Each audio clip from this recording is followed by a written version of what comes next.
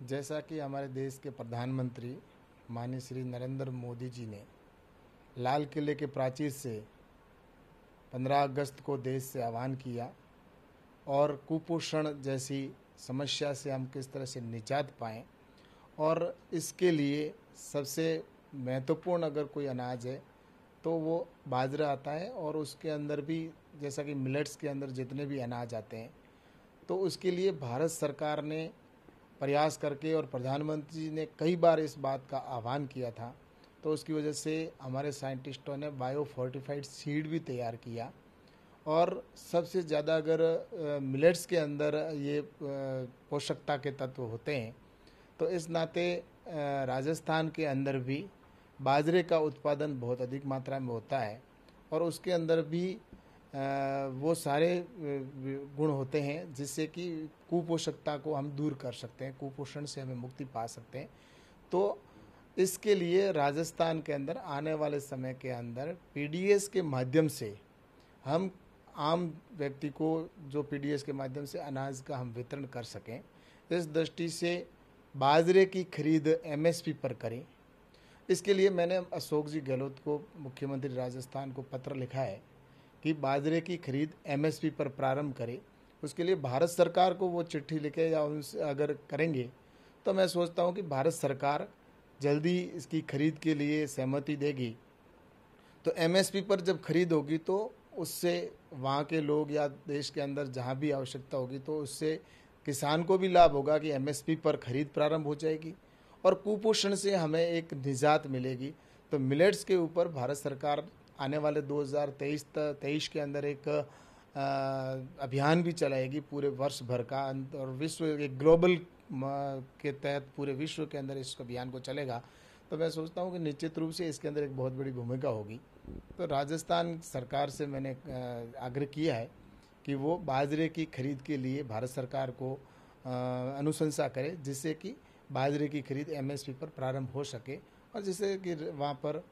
इस कुपोषण से हमें बहुत बड़ी एक राहत मिल सकती है और भारत सरकार और किसानों को भी इससे लाभ मिलेगा। सर, क्या ये चिट्ठी आपने सिर्फ राजस्थान सरकार को लिखी है या और स्टेट्स को भी ये चिट्ठी लिखी जाएगी? ऐसा है कि अभी जैसा कि डिमांड और जो मांग है वो राजस्थान के वहाँ से अधिक आ रही है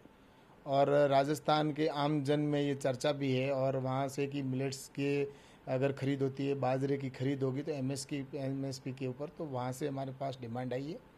तो जहाँ अन्य राज्यों के अंदर भी अगर डिमांड आएगी तो मैं सोचता हूँ कि निश्चित रूप से उसके लिए पत्र भी लिखा जाएगा। और कई राज्य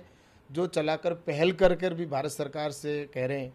तो मैं सोचता हूँ निश्चित रूप से हमारा लक्ष्य एक ही है कि कुपोषण को हम किस तरह से समाप्त करें,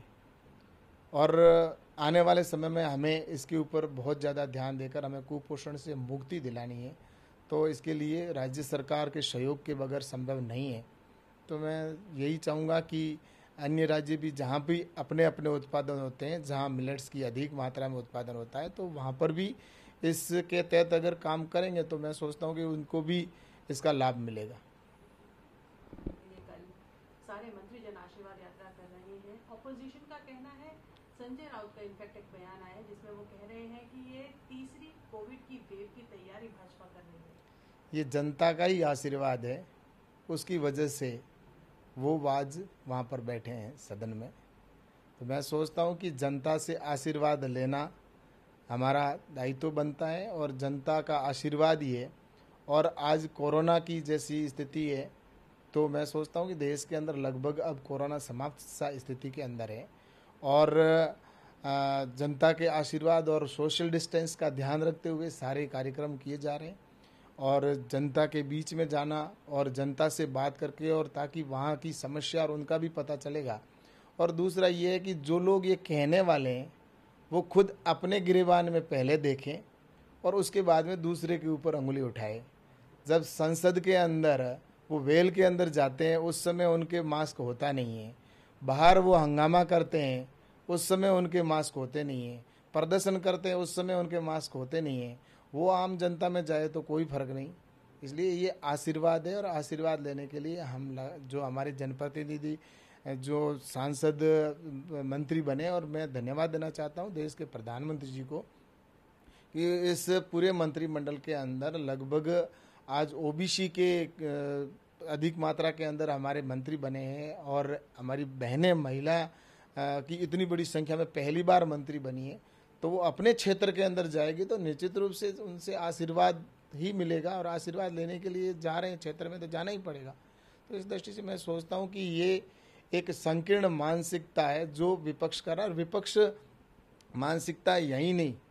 उन्होंने तो सदन के अंदर देखा कि पहले दिन से ही उन्होंने प्लानिंग किया कि देश की जनता से न उनको सरोकार है, न उनको किसान से सरोकार है। उन्होंने कृषि की जब डिबेट होनी थी उसके अंदर उन्होंने हंगामा करने की कोशिश की। वो न तो किसान की समस्या से उनको कोई सरोकार है, उनको तो सिर्फ अपनी राजनीतिक रोटियां सेकनी है। और माननीय नरेंद्र मोदी जी के नेतृत्व के अंदर हम विकास को प्राथमिकता देते हैं, और प्रधानमंत्री जी ने जैसा आह्वान भी किया कि सबका साथ, सबका विकास, सबका विश्वास और सबका प्रयास, तो इससे मैं सोचता हूं कि निश्चित रूप से हम सबके प्रयासों से आने वाले समय के अंदर भारत को, जो हमारी कल्पना है कि भारत को विश्व गुरु बनाए, तो उस दिशा के अंदर हम प्रयास करके और सफल बनाएं। नमस्कार, मैं हूं मानक गुप्ता। अगर आपको हमारा ये वीडियो पसंद आया हो तो इसे लाइक और शेयर जरूर करें, और हां, हमें सब्सक्राइब और फॉलो करना ना भूलें ताकि आप देश और दुनिया की कोई खबर मिस ना करें। तो जुड़े रहिए हमारे साथ और देखते रहिए न्यूज़ 24।